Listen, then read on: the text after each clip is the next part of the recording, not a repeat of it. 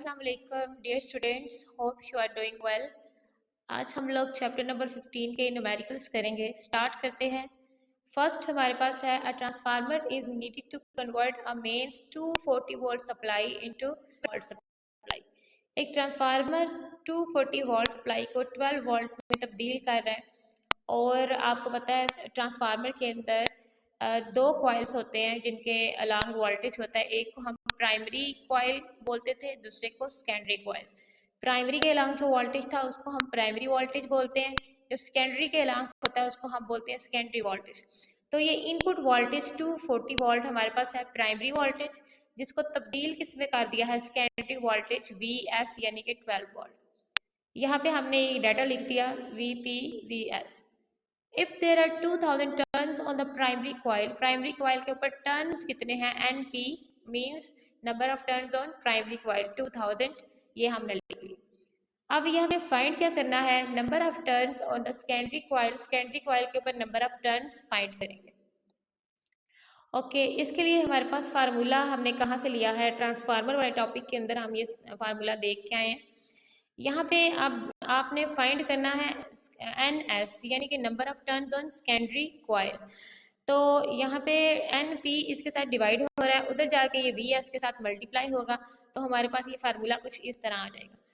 VS की value put कर दी हमने 12, NP की वैल्यू पुट कर दी 2000 और VP की पुट कर दी 240 वोल्ट। आंसर में हमारे पास number of turns on secondary coil कितने आ गए हैं, 100। Okay, next numerical number 2. A step-up transformer has a turn ratio of 1:100. एक step-up transformer है, उसके ऊपर turn ratio कितनी है, 1:100. An alternating supply of 20 volt is connected across the primary coil. Primary coil के अक्रॉस हम 20 वोल्टेज जो है वो अप्लाई कर रहे हैं। What is secondary voltage, secondary voltage क्या है। ओके स्टेप अप ट्रांसफार्मर, सबसे पहले तो आपने ये बात याद रखनी है हमारे पास ट्रांसफार्मर क्या है, स्टेप अप।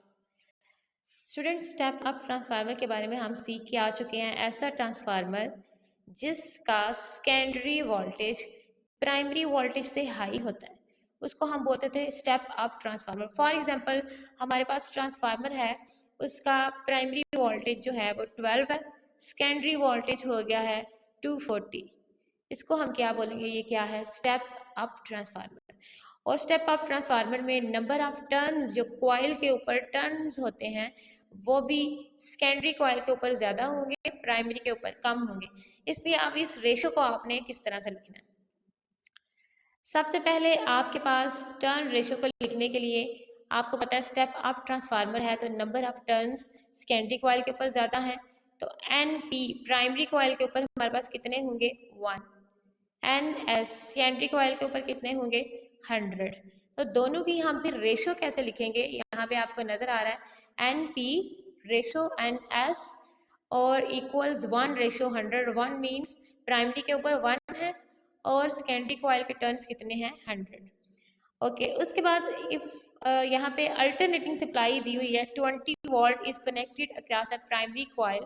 प्राइमरी कॉइल के क्रॉस वोल्टेज कितना है, 20 वोल्ट, यानी ये हमारे पास प्राइमरी वोल्टेज है जो यहाँ पे हमने लिख लिया। अब नेक्स्ट है हमारे पास secondary voltage. What is secondary voltage, हमने ये फाइंड करना है सेकेंडरी वोल्टेज। फार्मूला हमने लिखा, अगेन वही हमारे पास फार्मूला है, ये यहाँ पे आपको नजर आ रहा है VS/VP is equal to NS divided by NP। ये कहाँ से आया है, ट्रांसफार्मर के टॉपिक के अंदर हमने देखा था। ये हमारे पास क्या है, टर्न रेशो है, आपको नजर आ रहा है NP यानी प्राइमरी कॉइल के ऊपर 1 है और सेकेंडरी कॉइल के ऊपर कितने हैं, 100। ओके यहाँ से अब हम सेकेंडरी वोल्टेज फाइंड करेंगे। VS सबने फाइंड करना है और ये आपको नजर आ रहा है VP इसके साथ डिवाइड हो रहा है, दूसरी साइड पे जाके इस साइड पे ये क्या हो जाएगा, मल्टीप्लाई। हमारे पास आएगा NS divided by NP multiply by VP। अब देखिए यहाँ पे हमने NS की वैल्यू क्या लगानी है, NS के ऊपर टर्न्स जो हैं वो ज़्यादा थे 100, हमने यहाँ पे पुट कर दिया। NP के ऊपर टर्न्स कम थे 1 थे, हमने यहाँ पे 1 पुट कर दिया और VP को हमने 20 के साथ मल्टीप्लाई किया, हमारे पास सेकेंडरी वोल्टेज आ गया 2000 वोल्ट। और numerical number 3, a step down transformer has a turn ratio 1:100। अब यहाँ पे आपने याद रखना है ट्रांसफार्मर हमारे पास क्या है, step down transformer. Step down transformer आपको पता है जिसका सेकेंडरी वोल्टेज प्राइमरी की निस्बत कम होगा, उसको हम बोलते हैं स्टेप डाउन ट्रांसफार्मर। और जब हम टर्न रेशो की बात करेंगे तो नंबर ऑफ टर्न सेकेंडरी के अंदर कम होंगे और प्राइमरी कॉइल के अक्रॉस ज़्यादा होंगे।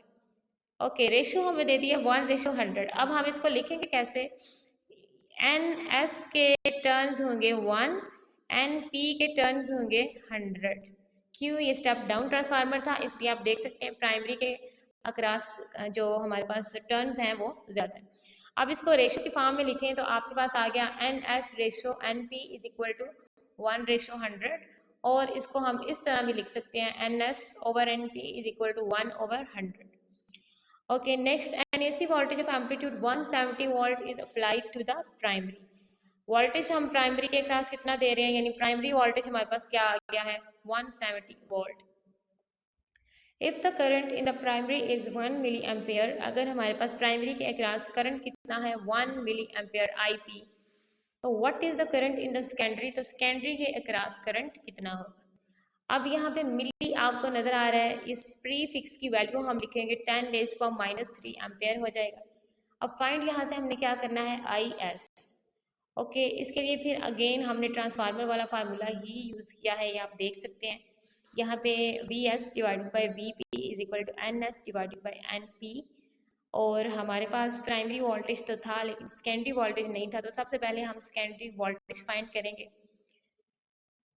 सेकेंडरी वोल्टेज फाइंड करने के लिए VP यहाँ पे डिवाइड हो रहा है, उधर जाके मल्टीप्लाई होगा। सिंपली आप NS NP और VP की वैल्यू पुट करके मल्टीप्लाई डिवाइड करें, हमारे पास 1.7 वोल्ट आंसर आ जाएगा। अब हम फाइंड करेंगे जो न्यूमेरिकल में हमसे पूछा गया था, करंट अक्रॉस सेकेंडरी कॉइल। उसके लिए भी ट्रांसफार्मर के अंदर ही आइडियल ट्रांसफार्मर के लिए हमने जो फार्मूला पढ़ा था वही यूज़ कर रहे हैं, ये IPVP is equal to ISVS। Find हम क्या करेंगे, यहाँ से IS फाइंड करना चाह रहे हैं, VS इसके साथ मल्टीप्लाई हो रहा है, उस साइड पे जाके क्या हो जाएगा डिवाइड। तो यहाँ पे हम लोग IP की वैल्यू पुट करेंगे, VP की पुट करेंगे, VS की करेंगे और उसके बाद इन दोनों को मल्टीप्लाई करके 1.7 के साथ डिवाइड करेंगे, तो हमारे पास आंसर क्या आ जाएगा 0.1 एम्पेयर।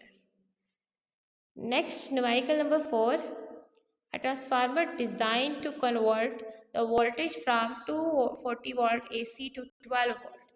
अब हमारे पास फिर से एक ट्रांसफार्मर है जो 240 वोल्टेज को, यानी ये उसका इनपुट वोल्टेज है जिसको हम प्राइमरी वोल्टेज बोलते हैं, उसको कन्वर्ट कर रहा है आउटपुट यानी सेकेंडरी वोल्टेज 12 वोल्ट में। ये हमने दोनों वोल्टेज लिख लिए। Has 4000 turns on the primary coil, primary coil के ऊपर टर्न्स कितने हैं NP 4000। How many turns should be on secondary coil, हमने फाइंड करना है कि सेकेंडरी कॉइल के ऊपर टर्न्स कितने।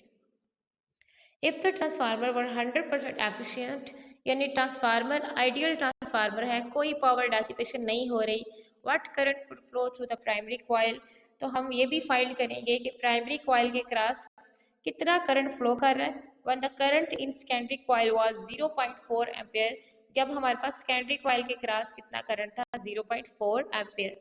तो दो यहाँ पे हम चीज़ें फाइंड करेंगे, first number of turns on secondary coil और सेकंड IP यानी current cross primary coil. Okay, हमारे पास अगेन वही फार्मूला हम इस न्यूमेरिकल में यूज़ करेंगे सेकेंडरी के ऊपर टर्न्स फाइंड करने के लिए। क्या फार्मूला था हमारे पास, NS over NP is equal to VS over VP। अब यहाँ से हमने फाइंड क्या करना था, सेकेंडरी के ऊपर टर्न्स हमने फाइंड करने हैं, तो NP यहाँ पे डिवाइड हो रहा है, उस साइड पे जाके क्या हो जाएगा मल्टीप्लाई, ये आप देख सकते हैं, ये हमारे पास फार्मूला आ गया। सेकेंडरी वोल्टेज की हमने वैल्यू पुट कर दी 12, NP की 4000, VP 240, इन दोनों को मल्टीप्लाई करके 240 के साथ डिवाइड करें, आपके पास number of turns on secondary coil आ जाएंगे। ओके, नंबर 2 हमने फाइंड करना है current in primary coil. Secondary coil हमें डाटा न्यूमेरिकल में दे दिया गया था 0.4 एम्पेयर। अगेन हम आइडियल ट्रांसफार्मर का फार्मूला यूज़ करेंगे कि पावर डेसिपेशन नहीं हो रही, प्राइमरी और सेकेंडरी के अक्रॉस पावर सेम है, तो वही फार्मूला यूज़ किया। ये आपके पास फार्मूला है, यहाँ से हमने IP फाइंड करना है, VP यहाँ पे मल्टीप्लाई हो रहा है, उस साइड पे जाके डिवाइड हो जाएगा, और IS की वैल्यू हमें दी हुई है 0.4 एम्पेयर, VS की वैल्यू भी हमें न्यूमेरिकल में दी हुई है 12 हमने पुट कर दी, और प्राइमरी वोल्टेज B दिया हुआ है 240 पुट किया। इनको मल्टीप्लाई करके हम डिवाइड करेंगे तो हमारे पास करंट अक्रॉस प्राइमरी कॉइल यानी कि IP 0.02 एम्पेयर आ जाएगी। ओके, लास्ट न्यूमेरिकल है आपका numerical number 5। A power station generates 500 megawatt of electrical power which is fed to a transmission line. हमारे पास एक पावर स्टेशन है, वो 500 मेगावाट पावर जो है वो जनरेट कर रहा है।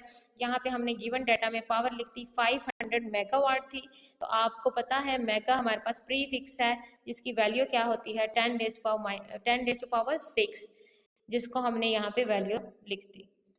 Okay, what current would flow in the transmission line, हमने फाइंड करनी है कितना करंट फ्लो करेगा ट्रांसमिशन लाइन में, करंट हमने फाइंड करना है। If the input voltage is 250 kilo volt, अगर हमारे पास इनपुट वोल्टेज कितना है 250 किलो वोल्ट, तो वोल्टेज हमारे पास कितना है 250 किलो की प्री फिक्स है, वैल्यू हमने लगाई है यहाँ पे 10⁻³ वोल्ट।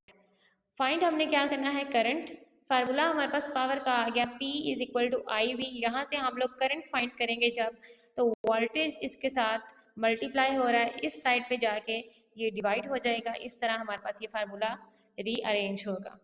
अब हमने क्या करना है, यहाँ पे पावर की वैल्यू पुट की, वोल्टेज की पुट की, और जब दोनों को डिवाइड करेंगे हमारे पास 2 × 10⁻³ एम्पेयर आंसर आ गया। और 10⁻³ को आप प्री फिक्स के साथ रिप्लेस भी कर सकते हैं, आपको पता है कि 1 kilo is equal to 10⁻³ ampere.